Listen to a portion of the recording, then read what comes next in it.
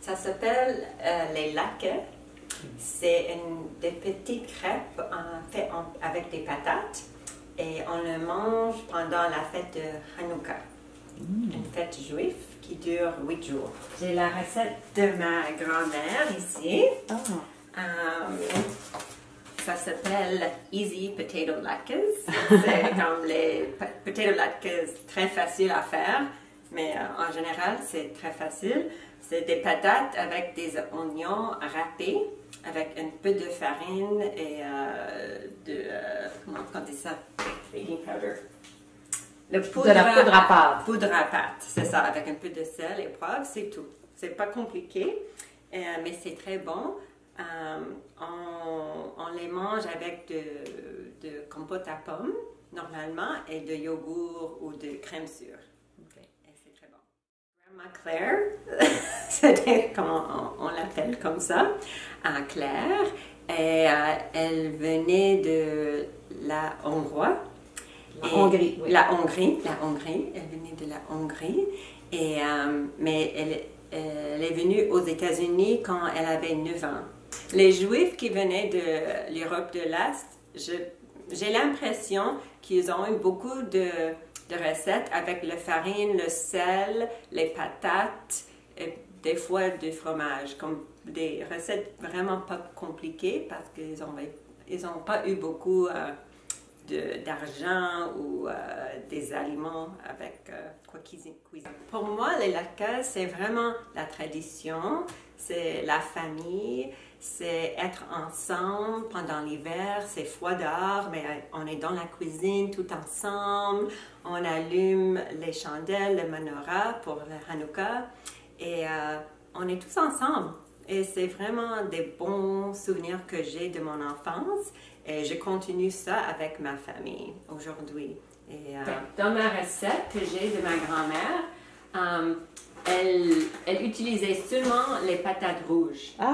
Mais aussi, il y a des gens qui disent non, seulement des patates dorées.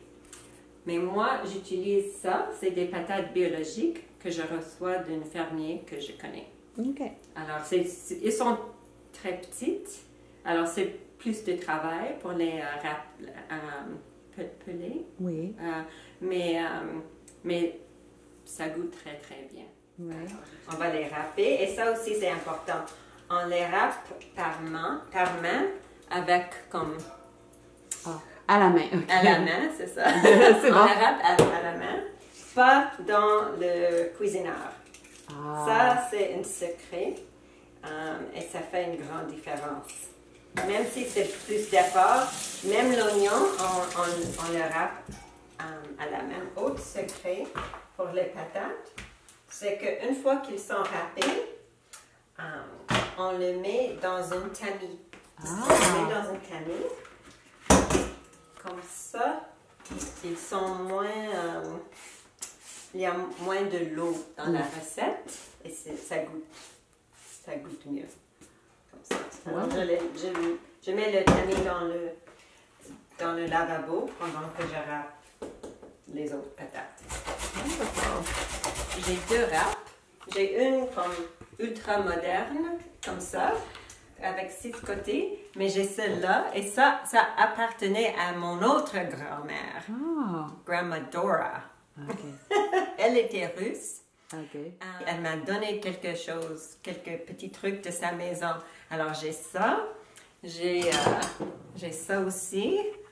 Oui, ok. J'ai ça. Et j'ai cette bol ici. Ok. Et je pense que ça c'est tout. Ça c'est tout ce que j'ai. Dora, elle utilisait la râpe pour faire quoi? Des latkes? Des latkes, bien probablement plus le borscht. Ça, c'est une soupe faite avec du chou et des tomates. Ça, c'est une recette russe. Aussi très, très simple. Chou, oignon et c'est tout. C'est très vieux. Oui. Ça marche très, très bien. Oui? Ouais. OK. Maintenant, tu vas faire l'oignon. L'oignon. Je pense que c'est bon maintenant. Okay. Tu vois, c'est très juteux. Puis Puis si tu avais fait les patates dans le cuisineur, ça serait vraiment comme une pâte uniforme. C'est ça. Ah, OK. Alors, tes enfants pensent que c'est toi qui fais les meilleurs latkes? Oui. Oui. Mais ils vont jamais le dire aux autres gens. Les autres gens, ils vont toujours dire que c'est très bon, les autres latkes, mais après, ils vont me dire que les miens sont les meilleurs. Ben, ça a l'air vraiment bon.